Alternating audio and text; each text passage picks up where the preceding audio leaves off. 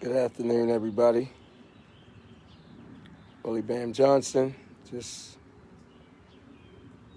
connecting, sticking to this commitment, this 90 and 90.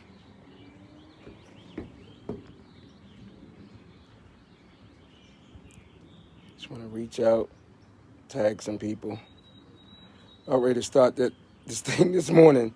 I was up during my normal time, but I was having a meeting, talking about some things.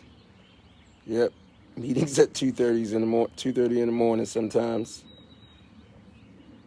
With the Warrior Mindset Coaching and Mentorship, I be telling people, if I'm a coach you and we gonna work, it gotta be early in the morning. If you ain't trying to get it in around 4 or 5 o'clock in the morning, then you ain't serious. We ain't on the same path. We ain't connecting. I don't know, man. That's just, once again, I know what be happening that early in the morning. I know when the spirit is open and things that are happening. So once again, just tagging some people. All right.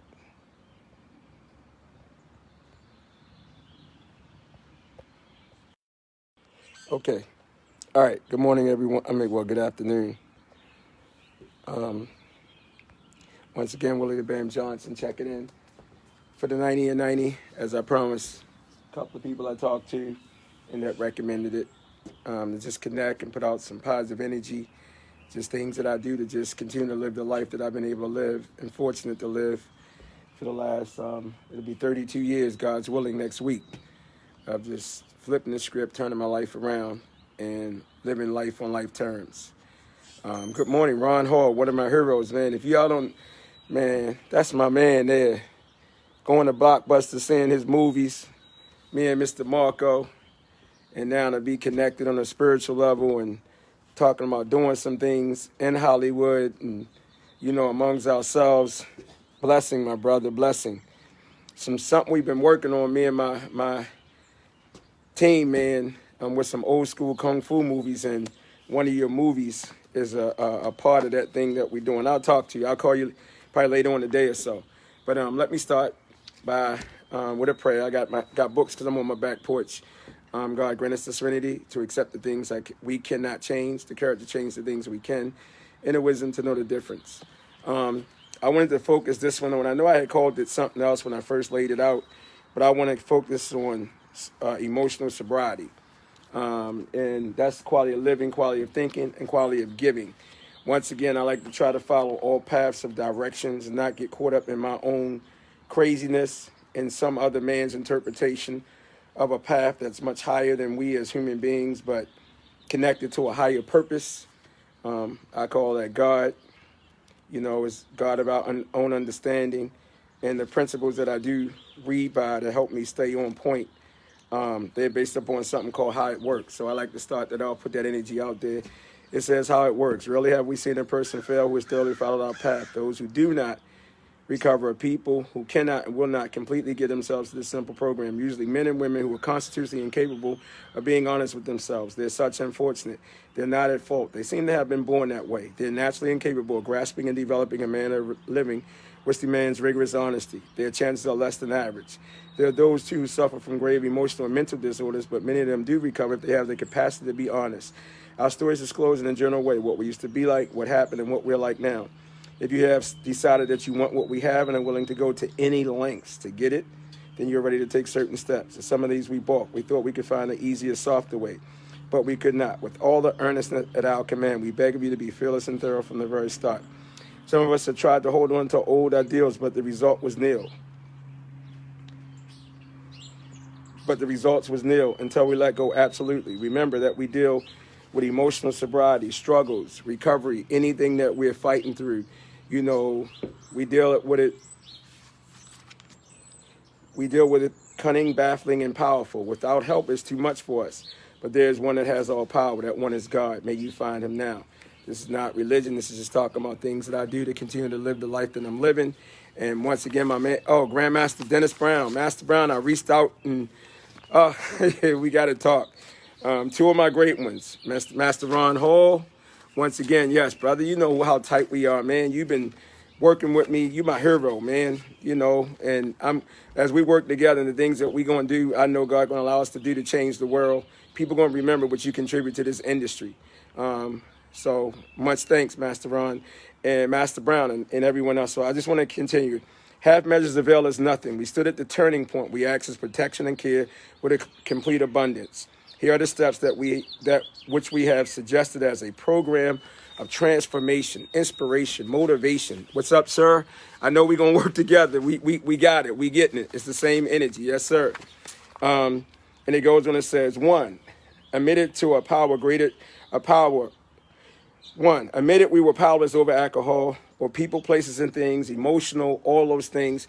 You know, many people might say, well, man, that's not me. But think about it. The problem is a lot deeper than what we may think. You can't blame it on Mr. Sonny, Mr. Mike Toll, all you great people. The problem is not a place or thing. It's something that's already inside of us. So once again, we admitted we were powerless over people, places, and things, that our lives had become unmanageable. Two, came to believe that a power greater than ourselves could restore us to sanity. Three, made a decision to turn our will and our lives over to the care of God as we understood him. Four, made a searching and fearless more inventory to ourselves. Five, admitted to God, to ourselves, and to another human being the exact nature of our wrongs, someone that you can trust. Six, we're entirely have God to remove all these defects of character. Me and my wife was talking about that today. Seven, humbly asked him to remove our shortcomings. Was talking about that today too. 8, made a list of all persons we had harmed and became willing to make amends to them, except when to do so would injure them or another person. That's two principles put in together. 10, continue to take personal inventory, and when we were wrong, promptly admitted it. 11, sought through prayer and meditation to improve our conscious contact with God as we understood him, praying only for the knowledge of his will for us and the power to carry that out. Having had a spiritual awakening as a result of these steps, we try to carry this message to people that are still suffering through all what's going on right now. You know, just chaotic, emotional fear, you know, no faith but fear, paralyzation, all these things is just like got people trapped. Many of us exclaim, what I know that I cannot go through with it, but do not be discouraged, because no one amongst us has been able to maintain perfect adherence to these principles. The point is that we are not saints, that we're willing to grow along spiritual lines. The principles we have set down are guides to progress. We claim spiritual progress rather than spiritual perfection. Our description of the alcoholic or the person that's struggling through whatever, in the chapter to the agnostic, make clear 3 pertinent ideas: that we were alcoholics, or that our lives have become unmanageable, that probably no human power could relieve us of our struggles, and that God could and would if he was sought. So those are the principles I continue to live by. Once again, I say thank you to God. These are books that I work on. One of them is talking about, cancer recovery, because once again, my wife is still dealing with that. She's in chemo right now. You know, if you put the prayers out, I'm hoping and be glad when this is like all over. But she was off last week. Now she's back on today. But she's dealing with it like a champ. In the midst of all the things that's going on, when I was meditating today, I had to remember, like, man, all this stuff going on, but my wife still got cancer. You know what I'm saying? Still got to get the medicine. Still got to do all the things that's important. I cannot lose sight of that. I cannot lose track of that. I got to maintain focus on that.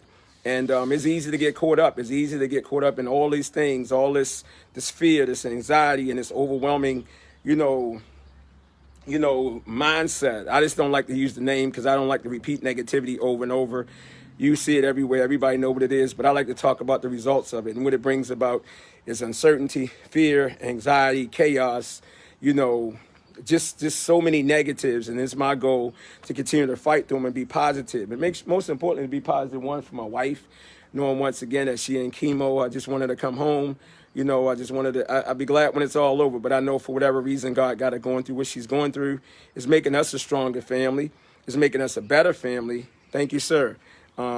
And I really, just for the day, I can't say that I'm upset, I'm mad. Thank you too, sir.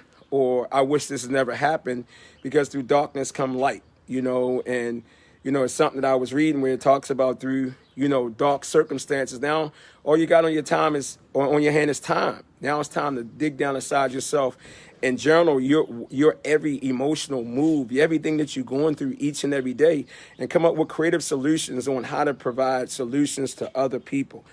How do we prepare today, well, when we do go back to whatever is called normal, the new normal, because it is going to be a new normal. When we go back to that, we manifest things that are beyond our wildest dreams. the things that we're manifesting right now. I mean, I'm sitting there, and I want to read this little subject matter, but I mean, before I came down, I'm sitting there, watching a documentary. It's on a story of a guy I never even heard of, but just hearing this guy's power. Good evening, Mr. Jenkins. And this guy, the guy that did some crazy things. It was called American Hustler, not the one we know. It was just this guy in Philly, and the guy was he was a businessman. He was a worker. Of course, he did some bad things on the street, but he got locked up. And inside this situation, the guy came home and became one of the biggest publishers in the world. I mean, he was he publishing books, magazines, DVDs. He doing all these things to empower people. And I'm like, man, is that God talking to me?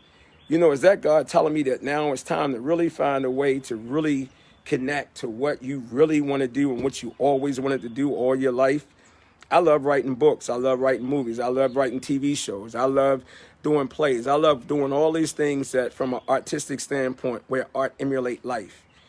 Even when I teach martial arts, and during this time that we've been off, I've been writing so many books. We done published probably like 4 or 5 books in the last couple of days, and we got a couple of more that we still got in the works. And we got a documentary getting ready to come out. Got another documentary idea. Got the online teaching and all that stuff that everybody's doing. We've been doing that for the longest time, and we getting ready to launch another one with a partnership with the team of people I've been working with. And then I'm sitting there looking. I got so many unreleased rap songs by some people. I mean, I got a little nephew, man. I'm just talking about from an artistic standpoint. I got a little nephew who got shot 9 times. He been doing martial arts with me since he was a kid. And he got shot 9 times for being in the wrong place at the wrong time. Got shot in the heart, got his finger shot off. I mean, he was dead on the operation table. And if you see him, he got shot in the face, and you can't even, when you see, he was like a ghost, man. Nobody couldn't see, how did this kid live through this? I mean, they shot him with a shotgun right through his face, man. And when he put his hand up, as he say, to say I surrender, they shot his finger off, and it hurt me. It was so devastating. And, when he was going through the struggle, and I seen him just in such darkness, I remember one Christmas I took him a picture of 50 Cent. And I was saying, man, look, if 50 was able to do this, you can do this.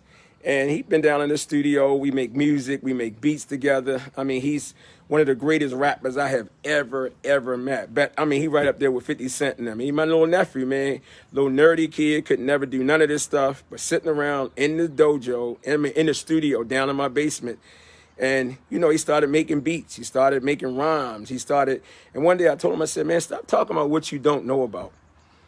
Won't you talk about what happened to you when you got shot? Oh, my God. And my wife would tell you, I don't train to nobody's music but my little nephew's music. And, man, when you hear this song, it will bring you to tears.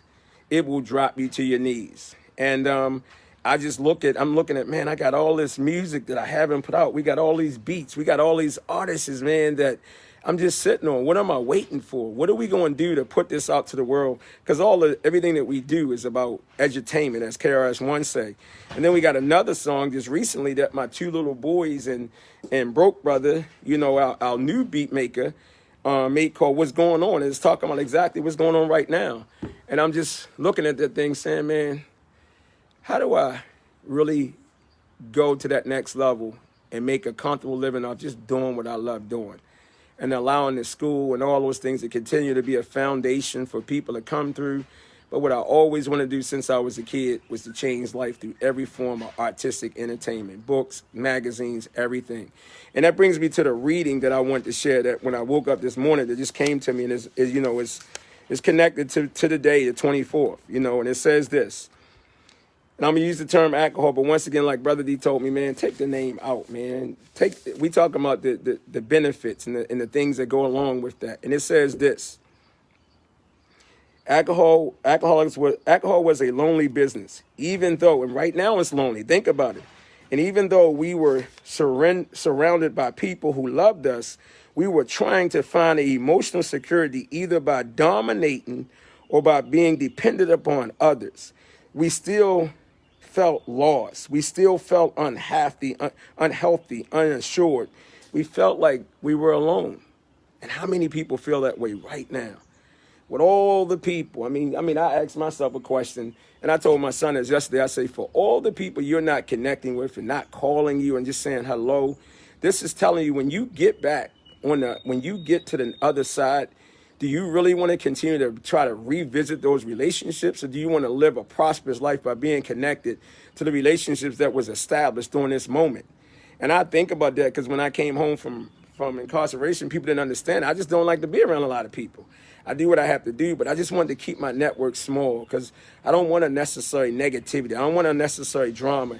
And I don't like to be around a lot of people that like to talk and don't bring things to a conclusion. I like to finish things. And I think during this time for us, we done finished so many projects. And for me, it's great. It don't matter what happened. The one thing I can say is that they finished.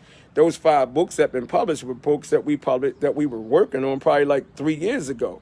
So whatever we're doing right now is going to manifest 3 years or 2 to 3 years from now. Some might be a year. It depends on what momentum we get from what we're doing right now. And what we doing right now were seeds that we planted some time ago. Even the thing with the online classes, the university, I think Jeremy, Richard Bailey, all those people that's on board, all those things were things that we've been doing a while ago. So that's what I do. When and rather than me, I always say, can't nobody stop me from doing what I wanted to do. And let's just be real. If I wanted to go back and sell drugs, get high, do whatever I want to do, I don't care who you are. You ain't going to stop me from doing it. It wasn't until I made a physical and emotional and mental commitment to say I want a better way of life, and I'm willing to work my behind off to stick to it and do God's work, take care of my family, change my community. I ain't going to put business in there because my business is based upon those 3. So God, family, God, family, community, then business is the icing on the cake. And I got to keep it that way because I don't want to get it twisted. So I had to make that commitment to say that I wanted to do that. And I go back to continue to read and say, so when I did my personal inventory, that's what time it is right now. Do you have a journal? Are you documenting your emotional pain and uncertainty? And Master Brown used to always tell me that. I remember when we had a school when I was like 17, I used to call him, talk to him about certain things. And he said, man, you got students, you got a school, got a piece of paper, got a pen. When you sit down, just come up with all these different ideas of how you can empower people. And that's what I did. Mr. Nick Hokina said the same thing. Tap the pen on the table. But man, don't use a phone. Use a pen and a pad and begin to just, journal what you're going through. Journal what you're feeling. I guarantee you when it comes out of you, you're going to find some great things that's going to allow you to tell your testimony at a level that's going to change so many people. Martial arts to me is not even, the physical is the smallest level of perfection. That's the smallest level. And sometimes we get so caught up into thinking that the physical execution is the biggest and it's the best. Nope. I think I ain't trying to be disrespectful. I think martial arts have been at a standstill because we done got so caught up in these physical execution, the new techniques, that we done lost sight of the emotional and spiritual development, the dough, the chi, the key, the higher level. We done got lost sight of that. We don't realize that once you begin to manifest that in your life, that's beyond fighting. Like Master Brown always told me, if I come back talking about how I beat this guy up, he don't want to hear that. I already lost the fight. If I done had to use my martial arts on somebody, I done lost the fight. If I go to a tournament and now I'm angry and upset because I lost and I didn't win grand because I was cheating, I'm still immature. For me, when I finished competing, those last couple of years, it wasn't no more about trophies. I was giving trophies away. The money didn't matter. What the moment was, it was a moment of personal expression. It was an artistic flow for 3 minutes on a stage that I was just in heaven. And that's how I feel when I write. That's how I feel when I do movies. That's how I feel when I do TV. One of my heroes and my fight choreography teacher, Master Isaac Florentine. We've been talking through this whole thing, man. And the things he say, man, I'm just so proud. I'm just so grateful for the people that's in my life. Master Ron Hall, all of you guys, man, because I realized that's what I want to do. I know it sounds crazy, but I want to go to another level. I want to express the art like the pioneers before me did it. It wasn't no longer about the dojo. It was about something much higher. How do we touch those people that's not going to go in our dojo? And think about this.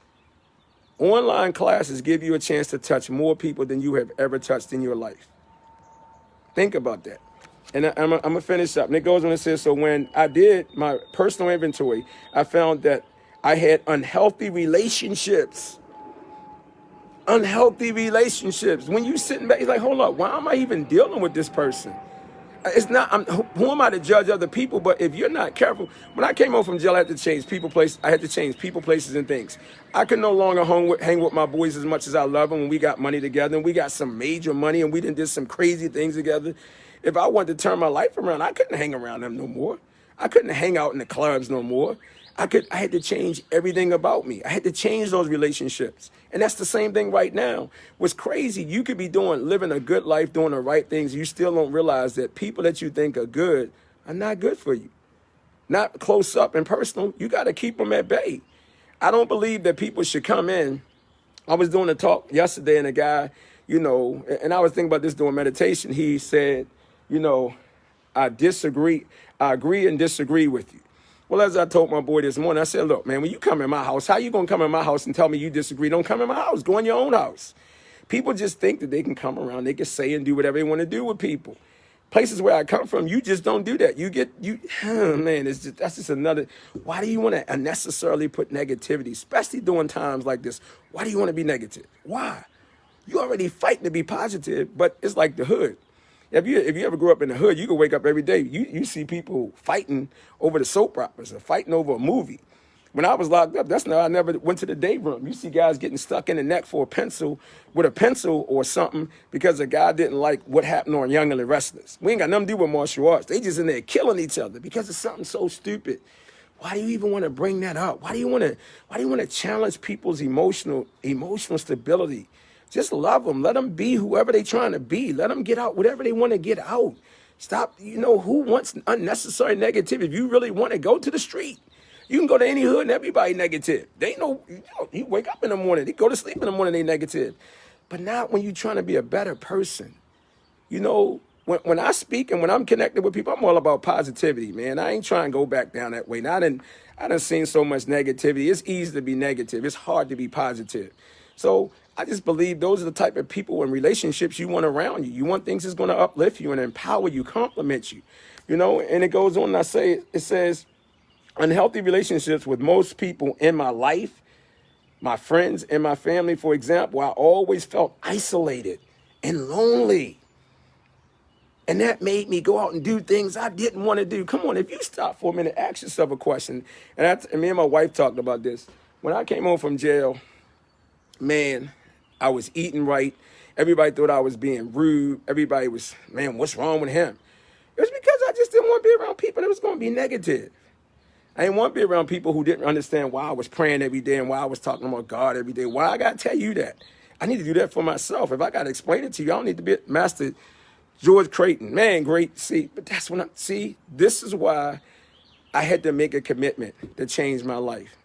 Because when great people like you guys, all of you guys that's on here, man, you are my heroes. I sent this long text to my son this morning talking about, why do I want to be better than my teacher? Why do I want to be why is the world about being better than? Like martial arts is not about being better than. Business is not about being better than. If you read the new Simon Sinek book, it's about just being able to thrive and enjoy your life. Why are we when we reach a certain level in life, the real competition is the competition from within inside yourself. And I had to get to that point to realize that, man, for even after having everything that I wanted, every dream I can possibly imagine to achieve, coming home from jail, TV, world championship, everything, I still was alone. I was on a set of TV show, Debbie and Macy Masters, I still was alone. I had a successful school, students on TV doing great things, I still was alone. It wasn't until I went through a moment of darkness and a man by the name of Byron Menz from South Central, my spiritual brother, I love you so much, man, that he allowed me to dig down deep inside myself and save my family and get real with it. And still to this day, and if Master Brown's still here, he used to always say, that movie's your story. Another great one, Master Ron Van Cleef. This is, oh man. Let me tell this story. Let me finish this story, but then I want to tell you a story about something about Master Ron Van Cleef, and I don't even think he realized this. But Master Brown used to always tell me when I was going to see that movie South Central, that was your story. That's your story. Because when I came home, I had this goal. I said, man, I'm going to go back and get my son. You know what I'm saying? I'm going to raise up and take care of my son, be in Hollywood, get my goals, do all that stuff. But I was saying that I wasn't really I don't think I really was really ready to do it. But Master Brown used to take me back to Baltimore when I was afraid to go to Baltimore. And he would go there and we would see my son. Sorry, man. Whew. We would see how bad he was living and the situation that he was living in. And I wasn't ready because I was still homeless. And he said, we're going to get him. We're going to bring him out. We're going to get him. That's what a real teacher is. He would say, we're going to get him, Bam. And he said, why don't we take on a recorder, put the student's creed on a recorder, give it to him, and then when we go back next time, he can get his white belt. That's real talk.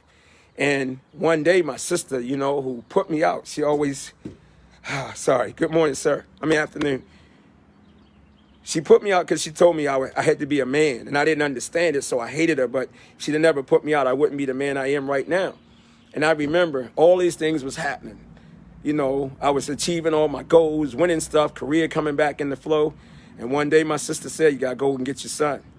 He was left in the house for 4 weeks. A couple of weeks. I can't remember the exact number of weeks. And you got to get him. He's over the house. So, it's real talk, man. You know, I didn't know what I was going to do. I'm not, you know.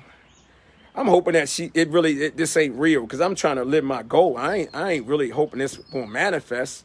And I remember that movie, South Central. I used to always see it, man. And every time that little boy got shot in the back, I would always cry. And Master Brown always said, that's your story. That's your story. I think I've seen that movie well over 25 times, man. And that one day I had to go to court. And I went in the courtroom hoping that somebody else was going to show up. I was hoping that my son's mom was going to show up so she could take him. Because I'm trying to get my Hollywood goals. I want to be the next black action hero. I want to do all those things I've been dreaming about. And nobody showed up, man. And when I walked out that courtroom with my son, I didn't know what the hell I was going to do. You know what I'm saying? I didn't know what I was going to do. But you know what? I did the opposite of what I would do. And what I mean by that, I didn't know what to do, but I learned that just don't do what you used to do that got you in jail. And when I walked out, I checked him in school. Master Brown helped me, and I raised my son. And I would go to tournaments with him, and nobody knew what the,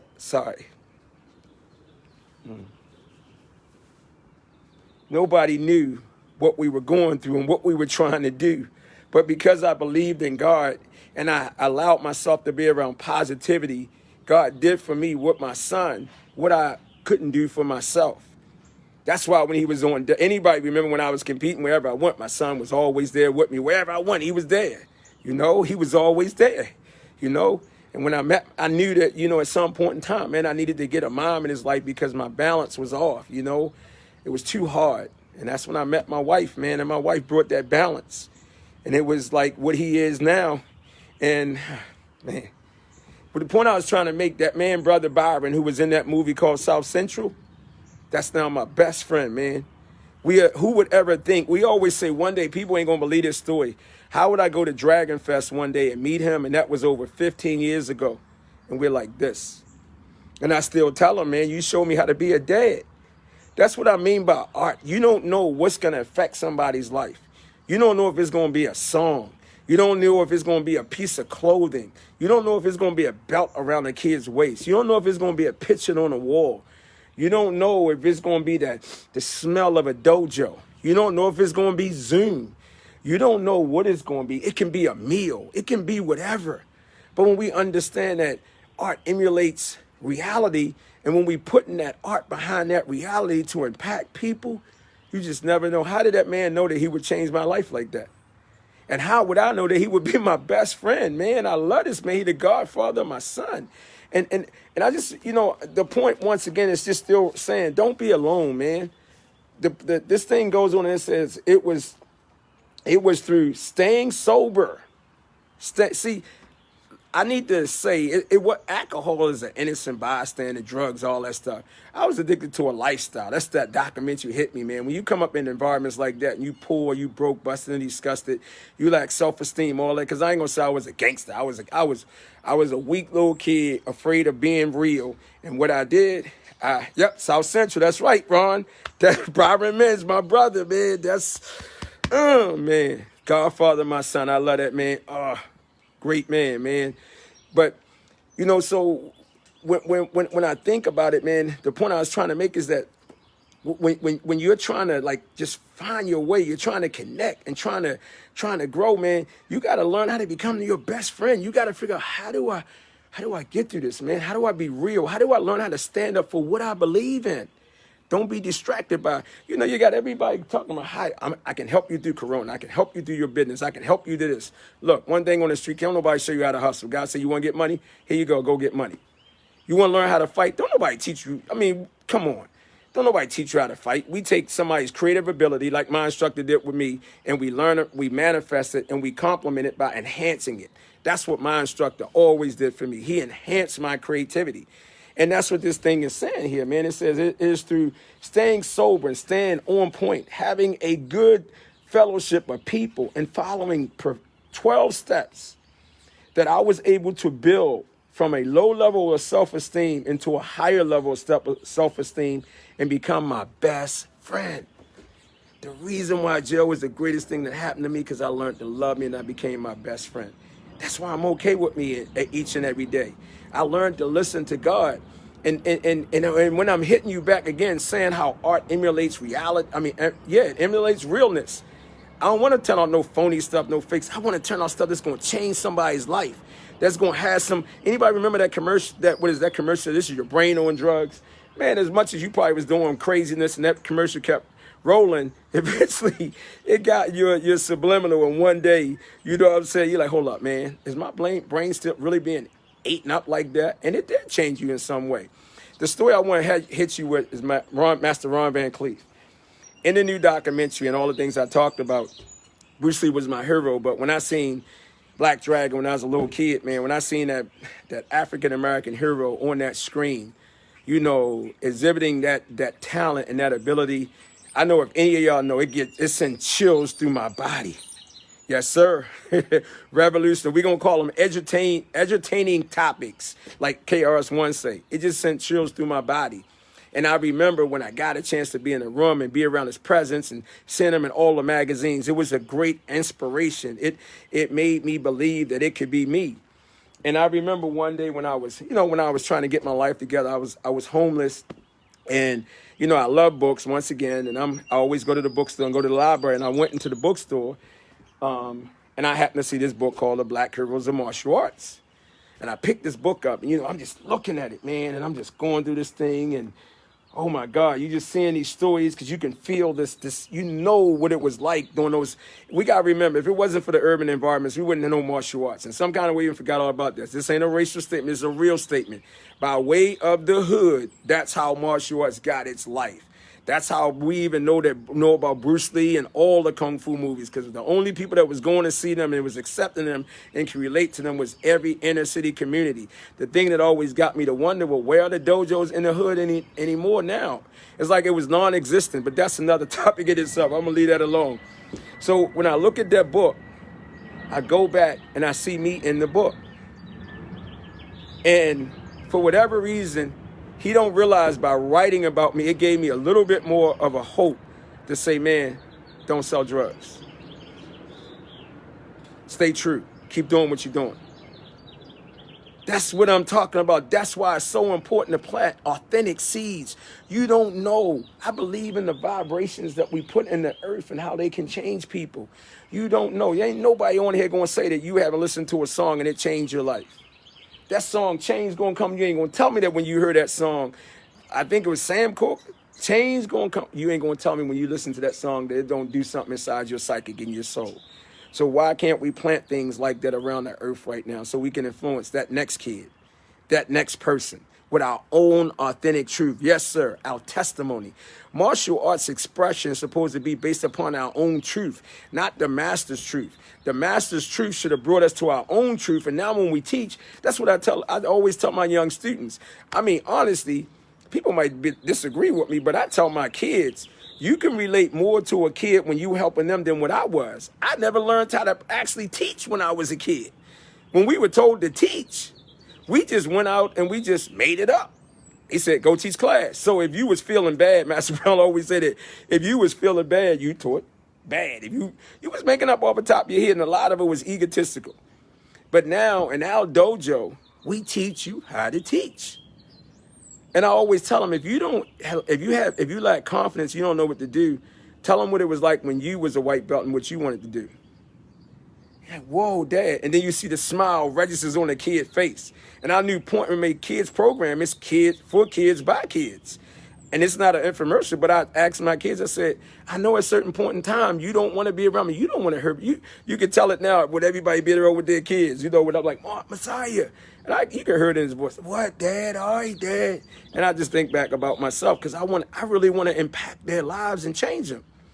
So it's like, okay, how do we create a curriculum where at a point in time when kids want to rebel, because that's what we all did, when they wanted to rebel, how do we connect with them and let other kids just living by principles and of the martial arts, connect with them in a rebellion manner? And for that moment, you say, yeah, forget my teacher, forget my dad, forget whoever's trying to tell us what to do. Let's do us. Let's have a good time.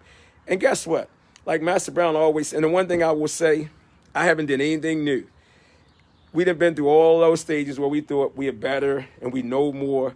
And then we always come back where I say, man, I heard this somewhere before. And it was what Master Brown had told me, or what Osa Cassell told me, or what Master Garcia told me, or what my dad told me, or what some book or something told me. It just takes us a long time to discover that. It ain't nothing new. We can go a long way around to find the truth that people was trying to tell us and we didn't want to listen because we thought we knew better. Or we can make it short and get it just like that. So the reason why I talk and I share these things, because my mission was told to me when I was incarcerated, it's important for me to bring up my bottom, bring up my hell, bring up all the things I did, and bring it to a child and let them know that I already did it for you, man. You ain't got to do it. If you want to, go ahead, but you might not survive it or might not make it back. I ain't promoting negativity. I ain't promoting selling drugs. I ain't promoting none of that. What I'm promoting is realness. I'm promoting a level of total expression where you don't have to be subservient to nobody. What you learn how to do is love yourself. You learn to realize that God will bless you and guide you when you take some time, like right now, and study and get out of you what God has already. We were created in the image of God. What more do you need? We were all created in the image of God. Don't ever let nobody tell you that you ain't worth nothing. I don't care what happened to you. As T.D. Jakes said, there's more criminals in the Bible than any other book written. God can't even speak to us if we on top. Many people that say, I don't believe, and I ain't preaching religion. Come on, man. I'll shout to the rooftop because I know God saved my life and I see it every day and I see what is going on around me. I see it when I look at my kids. I see it when I look at the stories. I see it when I'm connecting with people like you. I know there's a God. I know that God saved me for something bigger. And to me, the wealth is already there. The wealth is a conscious awareness that God has given you everything that you need. And in order to keep it, you got to give it away. But you can't give it away expecting something in return. You got to give it expecting that's how the martial arts used to be when they were generally taught in those communities. That guy ain't care nothing about what you was going to do. He challenged you and he gave Mike Master Brown. If he's still here, that man, oh man. Whew. When I made that call to that man and said I didn't have no money, I wanted to learn martial arts, he said, hey, little bruh, meet me at a tournament. I said, I know how to do gymnastics. Can I do gymnastics and change in martial arts? He said, meet me at a tournament. And it was Connie's tournament in Baltimore. And I met him and I began to flip. And he said, if you can get to D.C., I'm going to teach you. I'll let you come in. And this is real talk. I got on that bus and I got to D.C. And when I walked up that bus, Master Brown was sitting right there in his car. And I got it and I remember I said, oh, I can't believe this, man.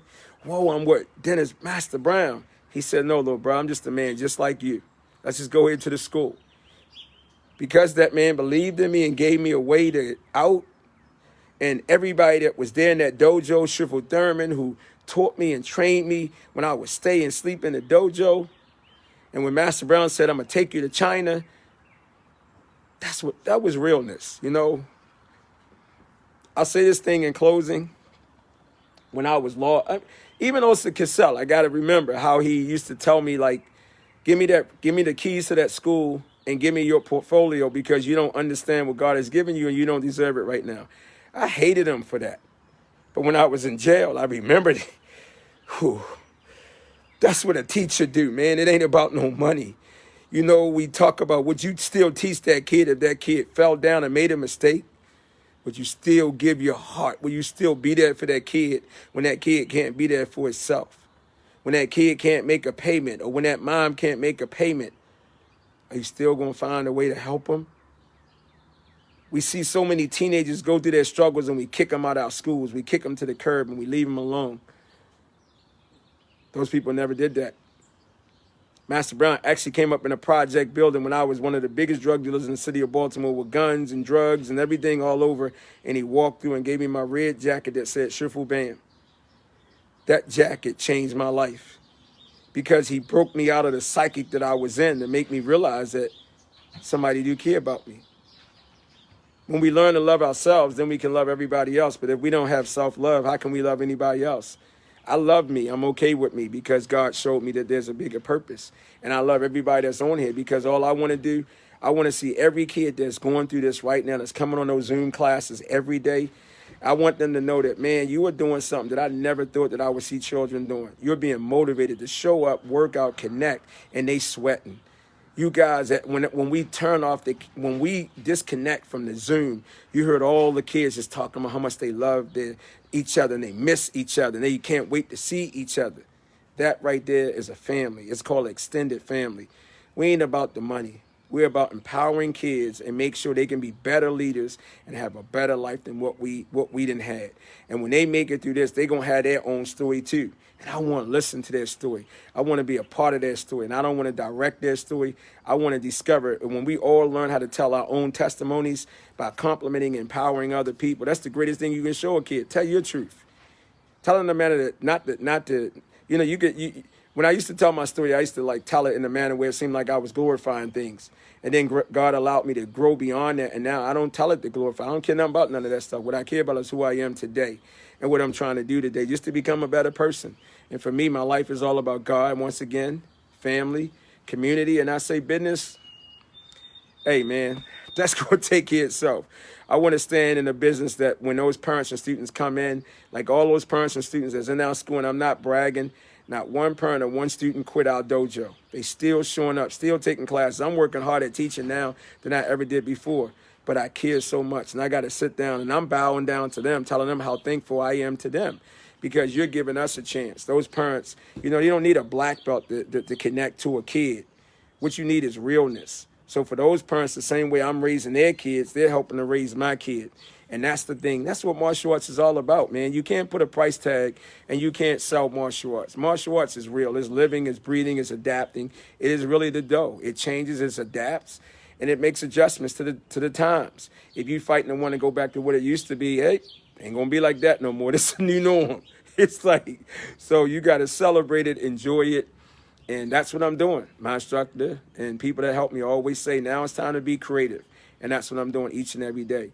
So once again, I'm on this 90 and 90 because Mr. Brandon Belicio, once again, one of the leaders in the industry, you know, won martial arts. The man came into my life when my wife was, you know, diagnosed with cancer.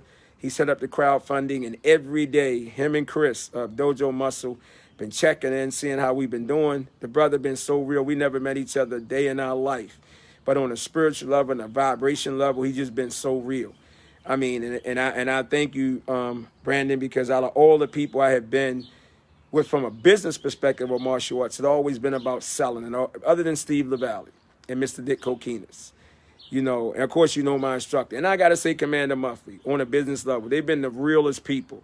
Everybody else, you know, don't ever let nobody take your story away. And I know, and I just want to say this one thing. I remember one time at a business convention, Tiyaka Miyazaki came in. Miyazaki, come on, man. You know he's like martial arts royalty. He done did fighting, forms, weapons, all the things. This man is straight up real deal. Master Miyazaki. I done competed and had a chance to sit there and witness this man doing a comma form with real commas at Fred Hamilton's tournament and take that joint around his neck and cut his neck. And as the blood is pouring down, not one person went up and told him stop.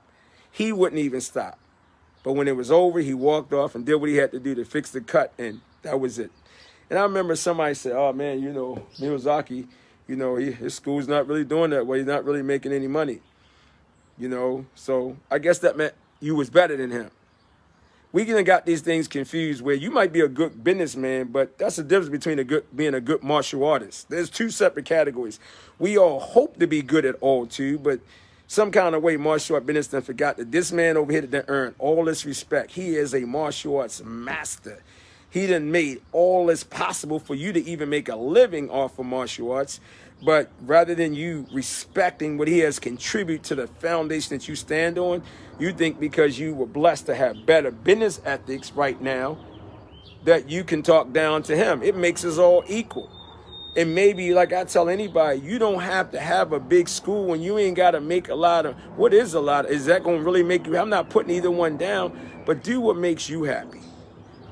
I want good students. I want to impact them students. I don't want to teach them watered down, phony stuff. I want to prepare them and teach them the real deal and let them go through real struggles as based upon life circumstances each and every day. And for me, with that, it's based upon a traditional foundation I come from that my instructor, I stand on a legacy of giants. I will never disrespect my instructor. I will never disrespect a George Creighton or a Ron Van Cleef or anybody or Mr. Ron Hall or any of you guys that's on here. Why? I stand, if it wasn't for you guys, we wouldn't even be here. And that's what we got to get rid of, man. Let's work together. In order to make it through this, we all on the same plateau. Don't nobody have no solutions. I don't care who you are. You ain't got no solutions. You right there where we at. We all trying to figure this out right now. So stop trying to sell somebody some little program or some little concept that you say gonna get them through this what's going on. Because you just where we at. We all in this together. And what we do, we work it together. We try to find a positive way to get to the other side. But at the end of the day, it goes back to if you're a martial artist, what then happened to the martial arts? What then happened to the product? What then happened to the product? You know, it's like having some toilet paper that ain't really good. You selling toilet paper that ain't really good. Now it's time to get back to the core, the product, the realness. Because one day, that kid that you telling that these principles are bullying and all that stuff, you say working, when he getting the real deal and he right there dealing with reality, he got to be able to adjust and figure it out all on his own. I ain't about putting no phony stuff out. So it's just, I just wanted to say that, man. Just, come on, man. Martial arts is because of those great people. So what? Some people don't want, I know I don't want no big school. Guess what? You know what's so funny? Because of Corona, I get a chance to do what I always want to do. I can have a lot of students online. I can be connected to a lot of people. I don't even want to say students, but a network of people that just want to learn the expression or element that we bring to the game without having 20 or 30 schools. I just don't want it. I want a real good connection, and I just want to help people. I want to empower people from the inside out with the principles and values of martial arts and making sure we all stay connected to what Mr. Cocaine has made clear to me: God, family, community, and business. So everybody, I thank you. If you could put some prayers out again, hopefully that my wife, when she come back, she get greater news than what she got last time. She's in chemo right now. She's a warrior. I mean, through all this, man, you just see this woman. She got a kicking seminar tomorrow. And I'm like, how you going to do a kicking seminar? Don't you have chemo today? She don't even think twice about it. She's a martial artist. She then came up through that era. Well, look, I'm a warrior. I got to set the example for these students. I promise them a kicking seminar. I'm going to do a kicking seminar. I mean, she's doing everything. She's still cooking. She's doing homework. She's doing everything. I said, man, if you would think this woman got cancer, oh my God, I can see what she's like when she don't have, when this is gone. You know, she's a warrior. She fights, man, and that's what martial arts do. It prepares these kids like right now to step up and to be working their behinds online. And remember, I know everybody say, man, this ain't right. Guess what? The universe that made it the way it is. And guess what? The other thing, we only got greater when we were by ourselves, not when we was with our teacher. We got greater when our teachers planted the seed and we went off somewhere else and trained on our own. And guess what? When you came back to the dojo, the teacher could build on what you did and discovered in your own training. So I end with that. So I hope everybody have a great weekend. Stand on this 90 and 90 once again for, because that's what my wife and Brandon Belicio said I should do, just to connect with people. But we all connected. Everybody say once again, I think each and every one of you have been a beacon of light and hope even to this day. And I hope we continue to work together, unite, and make this world a better place for the next generation of youth so they can take the martial arts and take it beyond what we could ever imagine. And let's all continue to pray and know that God only gives us what we can bear. We're going to make it through this. The greatest thing we can do right now with all this time, eat with our family, spend time with our wives, spend time with our kids, be connected with them. Don't be on the phone. Don't be being distracted. I mean, come on, man. I never even realized I missed so much that all of them. Me and my wife, we was talking about that. I said, man, why when we were in the school, we had all that time, but now it's like we got so much peace. Things are so much better and so much calmer. What happened? Why did we put all these things within our life that took us away from our family and took it away from us, our self-love? When I go back, I want to maintain that peace of mind. If I got to lose me in the sight of being successful at whatever somebody else calls successful, I don't want that. I want the peace that comes from within and just being present with my family, loving my family, and doing whatever I can do to build my community and make it a better place. So I put out to our community, Mayor Mo, love you, Mayor Mo. Can't wait till we come back. And I thank everybody, all the schools that's taking kids' point of May, putting it out to the kids. Unity for the community, right there at the grassroots. We do that, then we can build and we can connect all over the world. And guys, if you do need some curriculum, I mean, this don't have nothing to do with a sales pitch. If you go to pointmma.com, we're giving the whole kids Point MMA home training kit away to all the kids so they can train at home. So I just want to end with a prayer. God grant us the serenity, the courage to change the things we can, and the wisdom to know the difference. We thank you, God, for allowing us to come together. For whatever reason, we are connecting and we're bringing about vibrations of peace, harmony, and happiness to change the universe. What I put out is from the shoulders of giants that made it possible for me to enjoy and live martial arts the way I live it. If I haven't told each and every one of them, thank you. The names go on and on, from Ron Van Cleef, Master Brown, George Creighton. You know, it goes on. And some of the names I haven't even mentioned, I want everyone to know, without you, we could not do what we're doing. And I will continue to carry the torch to represent your legacy and the things that you implanted for me, to make sure, in order to keep this thing, this gift and wealth of martial arts, I have to give it away with no intentions to take advantage or destroy or control anyone. It's to show everybody how to love themselves, value themselves, and be all what God created us to be, because we were created in the image of God. Thank you, each and every one. Be blessed. Have a great day. Us.